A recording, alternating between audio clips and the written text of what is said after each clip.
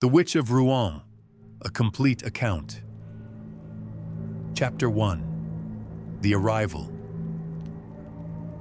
The cathedral bells of Rouen had just finished tolling the hour of prime when Celeste Moreau was brought before the ecclesiastical court on that fog-shrouded morning in October of 1672. Unlike the wretched souls who had preceded her, bent and broken things dragged in chains from the dungeons beneath the Palais de Justice, she walked with measured steps, her spine straight as a cathedral pillar. Judge Arnaud de Montclair, a man whose severity had earned him appointment to 3 previous witch trials, found his prepared words dissolving on his tongue as she entered. Where were the customary shackles? He had specifically ordered them applied, yet here she stood, wrists bare save for the faint tracery of old scars that caught the morning light filtering through the stained glass windows. "Captain Dubois," he called sharply to the guard captain, "explain this irregularity." The captain, a grizzled veteran of countless imprisonments, shifted uncomfortably. "The iron, it would not hold, Your Honor. 3 times we bound her. 3 times the metal grew too hot to touch." The blacksmith himself examined the shackles, found nothing amiss, yet they burned like forge-fresh steel. Celeste turned her gaze upon Judge de Montclair then, and he felt something shift in the chamber's atmosphere. Her eyes were the color of winter storms, gray-green and fathomless. When she smiled, a mere curve at the corner of her mouth, he found himself loosening his collar despite the October chill. "Perhaps," she said, her voice carrying the cadence of Vespers bells, "iron simply recognizes its master." Chapter 2. The Examination. The formal accusations were read by Brother Francois, whose trembling voice betrayed his nervousness. "Celeste Moreau, called the Witch of Rouen, you stand accused of maleficium most foul, of corrupting the minds of godly men through diabolic congress, of practicing the black arts in defiance of God's holy church." She listened with the patience of a confessor, her ink-stained fingers tracing abstract patterns on the wooden rail that separated the accused from her judges. The stains were deep indigo, nearly black, marking her fingertips and the delicate flesh of her palms. Judge Beaumont found himself wondering what texts had left such marks, what forbidden knowledge had literally stained her hands. "These charges," she finally responded, "speak more to the fears of accusers than the actions of the accused. You speak of corruption, yet what man here can claim he was pure before he looked upon me?" The words hung in the air like incense smoke. Judge de Montclair felt heat rise in his cheeks as he recalled his dreams of the past 3 nights. Dreams that had left him kneeling in his private chapel until dawn, seeking absolution for thoughts he dared not confess, even to his spiritual advisor. "Describe your practices," demanded Judge Beaumont, leaning forward despite himself. "These midnight rituals the witnesses speak of. Spare no detail, for the court must understand the full extent of your transgressions." Celeste's lace veil shifted as she tilted her head, considering. The fabric was ancient, yellowed with age, yet it seemed to move with a life of its own around her face. "My practices, as you call them, are older than your church, Monseigneur. I commune with forces that shaped this world before your Christ walked in Palestine.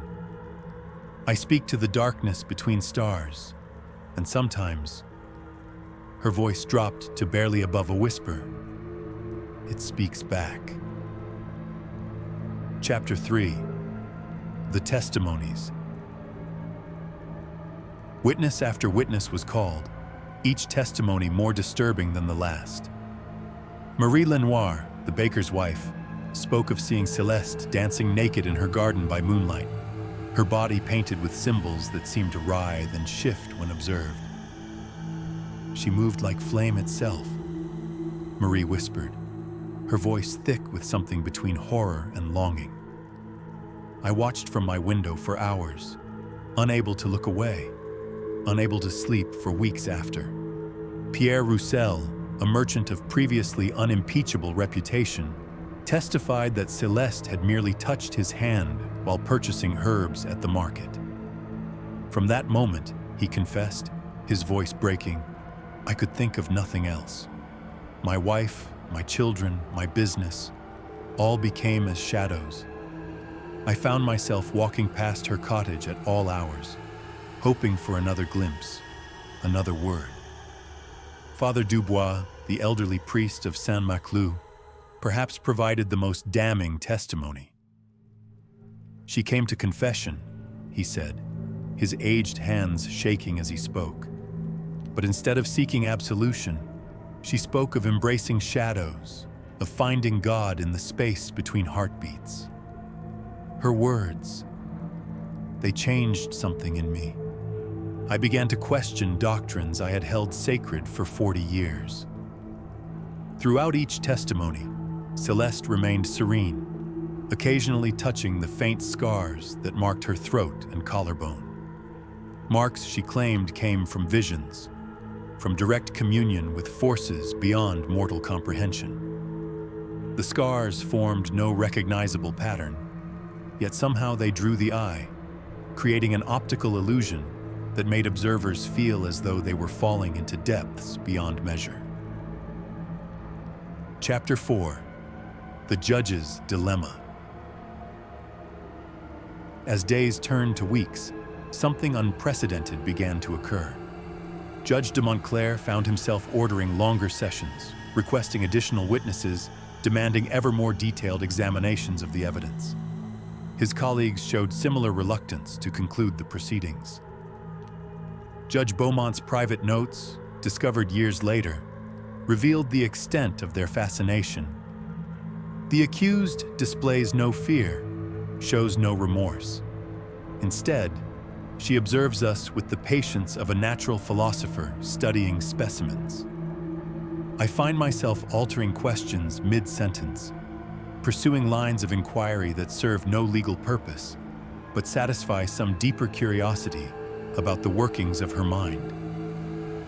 The court sessions became theatrical performances where the distinction between prosecutor and audience grew increasingly blurred. Celeste would answer their questions with elaborate detail, describing rituals that seemed to exist at the intersection of the sacred and profane. She spoke of midnight ceremonies where she called upon ancient names, of dreams where divine and diabolic merged into something altogether new. You ask me to describe my communion with darkness, she said during one particularly intense session. But how does one describe the color of music or the texture of starlight? I touch what you fear to acknowledge, that there are hungers in the human soul that your neat categories cannot contain. Chapter 5: The Seduction of Justice. Father Rousseau's private journal, sealed by the Church for 2 centuries before being discovered in the Vatican archives, documented the progressive deterioration of judicial objectivity. November 15, 1672. The proceedings have continued far beyond normal duration. Judge de Montclair insists we must be thorough, yet I suspect other motivations. The accused has somehow made supplicants of us all.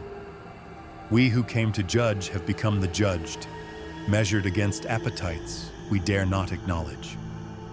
November 20th, 1672. I dreamed of her again. She stood in my chapel, not as prisoner, but as priestess, conducting a mass where the communion wine was darkness itself. I woke with her words on my lips, blasphemies that felt more like revelations. November 25th, 1672. Judge Beaumont requested a private interview with the accused today.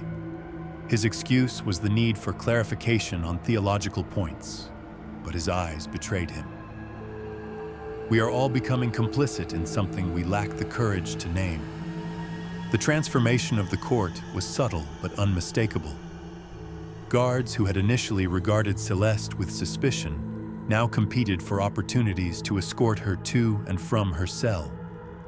Court scribes found excuses to remain after sessions, transcribing testimony with unnecessary precision. Even the cathedral's stone gargoyles seemed to lean inward when she passed, as though straining to hear her words. Chapter 6. The Confessions. What made Celeste truly dangerous was not any supernatural power she might have possessed, but her ability to articulate the secret longings that civilized society demanded be suppressed. During cross-examination, she turned tables on her interrogators with surgical precision. "You speak of my corrupting influence," she said to Judge de Montclair. "But what corruption have I brought that was not already present? I have added nothing to your nature, merely revealed what was always there, hidden beneath your robes and rituals." When pressed about her alleged ability to bewitch men's minds, she laughed, a sound like silver bells in an empty cathedral. Bewitchment implies deception, does it not? But I practice no deception. I am precisely what I appear to be, a woman who refuses to apologize for occupying the fullness of her own existence. If that troubles you, perhaps the fault lies not in my nature, but in your expectations. The trial records, preserved in the archives of the Norman Ecclesiastical Court, contain exchanges that would have been shocking even by the standards of an age already steeped in religious controversy. Judge Beaumont, do you deny that you have corrupted the natural order through your practices? Celeste, I deny that there is anything natural about the order you seek to preserve. You have built a world that requires women to diminish themselves for the comfort of men, that demands the suppression of any power that cannot be controlled or commodified. I simply refuse to participate in my own diminishment. Judge de Montclair, yet the evidence suggests you have used supernatural means to achieve your influence. Celeste, the supernatural, Monseigneur, is merely the natural that you lack the courage to acknowledge. Every man who claims I have bewitched him speaks truthfully, but the spell was cast by his own recognition of possibilities he had been taught to deny. Chapter 7. The Midnight Revelations. As the trial progressed into its third month, something unprecedented occurred.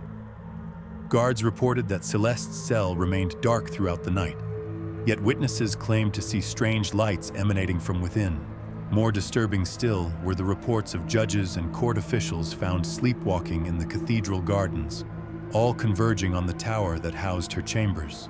Judge de Montclair's confession to his personal chaplain, recorded shortly before his mysterious disappearance, provided insight into these nocturnal gatherings.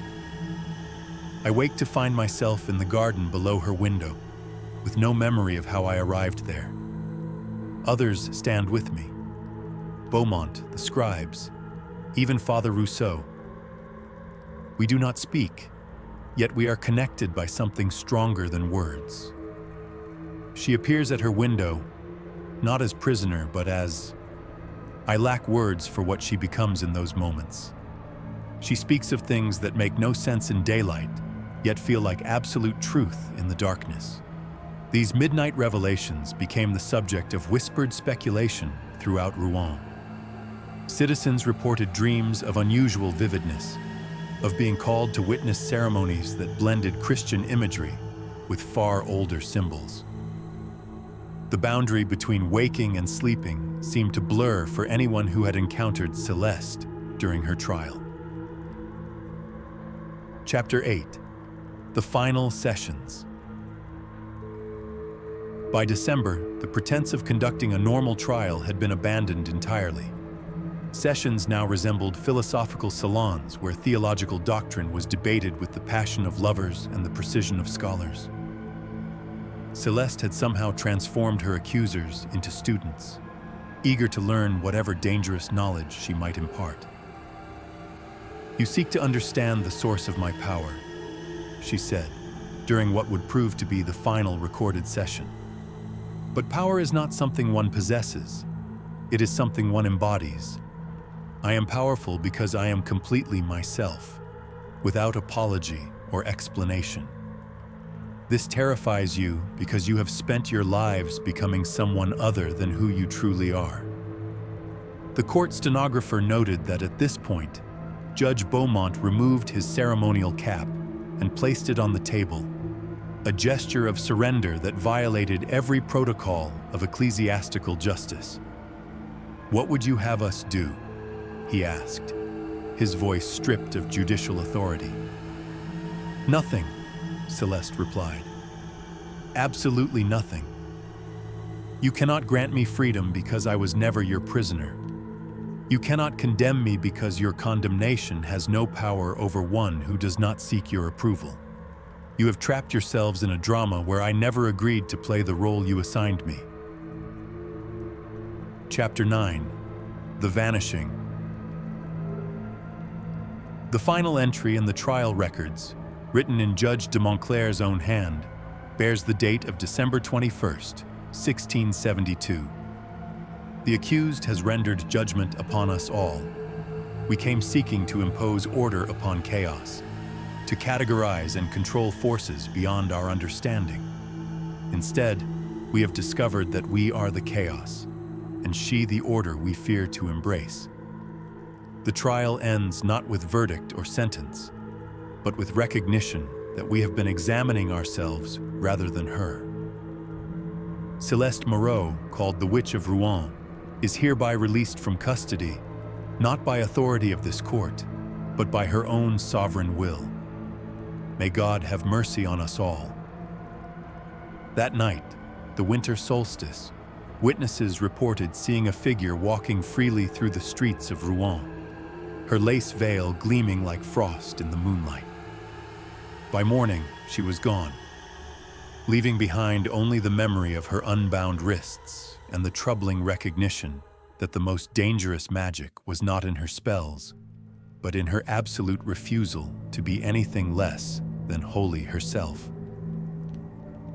Epilogue. The Legacy. In the years that followed, the judges of Celeste's trial disappeared one by one. Some left the church entirely, abandoning their positions to pursue studies in natural philosophy or to travel to distant lands. Others simply vanished, leaving behind only cryptic notes about seeking truths that cannot be learned in universities or cathedrals. The trial records themselves became the subject of intense scrutiny by church authorities, who ordered them sealed and forbidden from public examination. Yet copies proliferated in secret, circulating among scholars and mystics who found in Celeste's testimony a new way of understanding the relationship between power, desire, and the human soul. The Witch of Rouen had achieved something unprecedented in the annals of ecclesiastical justice.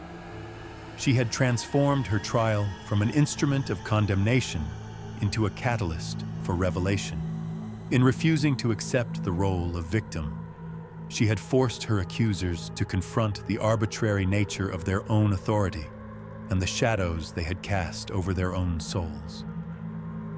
Her final gift to the world was the recognition that the most profound magic lies not in supernatural powers, but in the simple, revolutionary act of refusing to apologize for one's own existence.